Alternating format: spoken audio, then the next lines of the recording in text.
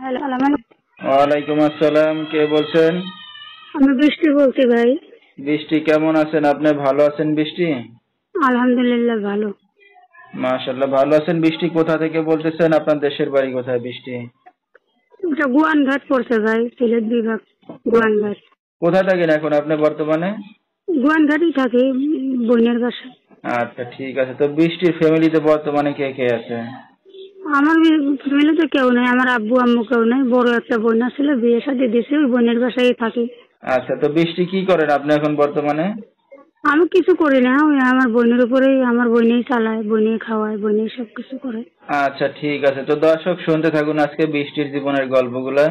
ফুল ভিডিওটি দেখলে mobile number পেয়ে যাবেন, সরাসরি যোগাযোগ করতে পারবেন বৃষ্টির সাথে।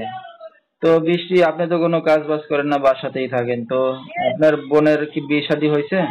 হ্যাঁ, বোনের বিয়ে হয়েছে, বাচ্চা আছে 3 জন। আচ্ছা, তো ওই আপনার বোনের ছেলে জামার কিছু কাছে। বলে না?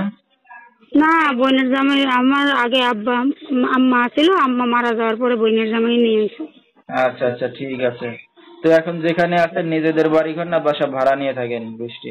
না, এটা বোনের জামাইয়ের বাড়ি, আমাদের বাড়ি ঘর নাই, আমাদের বাড়ি ঘর বিক্রি হয়ে গেছে। আচ্ছা আচ্ছা, ঠিক আছে।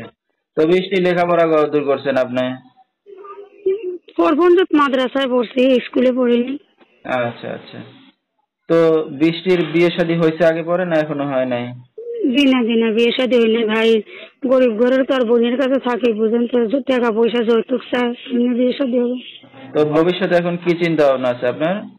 এখন ভবিষ্যতে যদি ভালো একজন মনের মানুষ চাই, আমি টাকা পয়সা চাই না, আমি ভালো একজন মনের মানুষ পাইলে জীবন সাথী বানিয়ে নেবো। আচ্ছা, তো আপনার সাথে দর্শক ভাই ভিউয়ার্সরা কিভাবে যোগাযোগ করবে? ফোন নম্বর আছে ভাই, ফোন নম্বরে। আচ্ছা, নাম্বারটা বলতে পারবেন আপনি? না ভাই, আমার তো মুখস্থ নাই, আপনি আচ্ছা, যদি বলে দেন তো ভালো হবে ভাই। তো দর্শক, বৃষ্টির নাম্বারটা আমরা স্ক্রিনে পাইছি, এই নাম্বারে বলেছে, এই নাম্বার যোগাযোগ করলে বৃষ্টিকে পেয়ে যাবেন। 01344058895, এই নাম্বারটাই হলো বৃষ্টি। তো বৃষ্টি, আপনি এখন অনলাইন মিডিয়ার সামনে আসছেন, আপনার দুলাভাই আপনার বোন জানে? জি না, জি না। না বোন জানে দিলে আপনি ভাই, কি কারণে? না জানিয়েছে, যদি ওরকম মনের মানুষ পাই তাহলে আমার ভাই বোনের জামাই বোনকে জানাবো, জানিয়ে যে কোনো জিনিস করবো। আচ্ছা, তো এই যে আপনার এই ভিডিওটা অনলাইনে চলে যাবে, তো অনেক দর্শক ভাই অনেক দিক থেকে ফোন দেবে আপনাকে, তো তারা তো বুঝতে পারবে, তো সমস্যা হবে না এতে?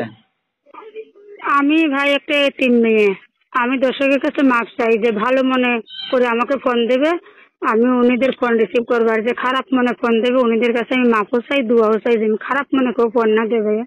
আচ্ছা, তো রাত বেরাতের অনেক দর্শক আপনাকে ফোন দেবে, তো আপনি কি একা ঘুমান না তাদের সাথেই ঘুমান? না, একা ঘুমাই। 2 রুম, 2 রুমে, এক রুমে আমি ঘুমাই আর এক রুমে আমার বোনরা থাকে। আচ্ছা, ঠিক আছে। তো এই যে এখন অনলাইন মিডিয়ার সামনে আসছেন, তো এর আগে পরে আপনার বোন জামাইয়ের কাছে কেউ বিয়ে শাদীর প্রস্তাব নিয়ে আসছে?